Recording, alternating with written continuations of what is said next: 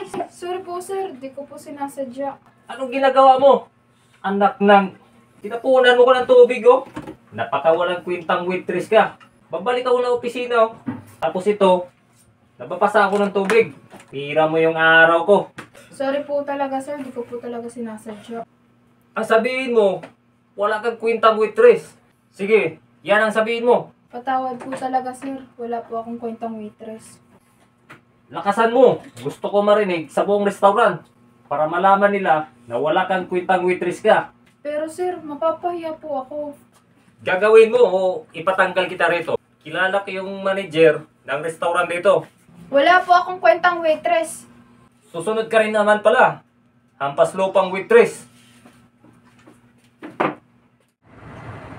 Ayan, bagay na bagay pala sa yung damit na ito eh.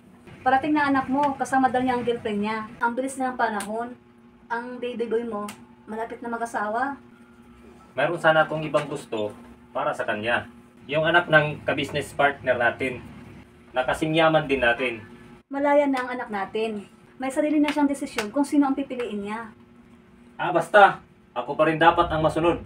Dahil ako ang padre di pamilya. Ay, may nag-doorbell. Andyan na ata sila.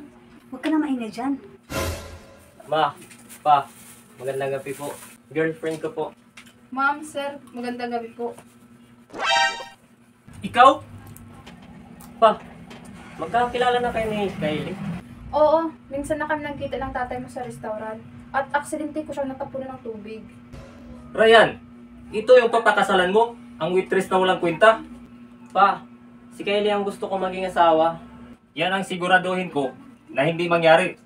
B, kumalma ka muna. Hi Kylie, masaya akong nakilala ka. Kamusta ka? Mabuti naman po. Uy, waitress na walang kwenta. Ito yung chiki, napakalaking halaga.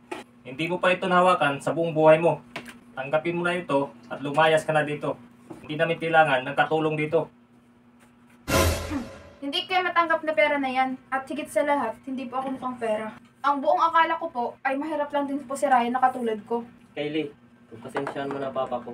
Mainit lang ang ulo niya, pero mabait yan. Ryan, sa kabila ng pag-aalipusta ng tatay mo sa akin, mas kinampihan mo pa siya. Kung ganun, bahala ka na sa buhay mo. Ryan, sa oras na sundan mo si Kylie, tatanggalan kita ng kayamanan. Maghirap ka rin katulad niya. Kung ganun pa, ngayon mismo, nakahanda na ako mabuhay na mahirap para sa babaeng minahal ko na si Kylie. Anak, huwag kang aalis. Patawad ma.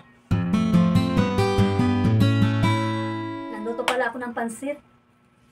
Anong okasyon? 21 years anniversary natin. Noong una tayo nagkita. Naalala mo pa ba ang una natin pagkikita? Sa restaurant. At anong trabaho ko? Isa ka nga palang waitress. Di ba minahal mo naman ako? Ano man ang katayuan ko sa buhay? Minahal mo ako kahit ako waitress? Pero bakit ganun na lang? Ang galit mo kay Kylie. Hindi na ba ikaw yung dati nakilala ko? Sige, good night. Oo nga pala. Waitress pala si Lovely.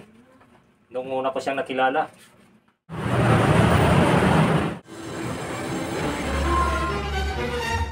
Uy, Kylie, merong customer doon sa table number 2. Puntahan mo. Opo, ma'am. Ma'am, sir, nandito naman po kayo para masdan po ako ulit. Nandito kami para humingi sa'yo ng patawad. Ako palang walang kwintang tao. Nakalimutan ko, hindi pala mahalaga kung anong katayuan ng isang tao sa buhay. Ang importante, ang kanyang mapagmahal na puso. Patawad uli, Kylie. Lagi pong bukas ang puso ko para magpatawad. Mula ngayon, mayroon na kayong pahintulot sa amin kung anong desisyon ninyo ni Ryan.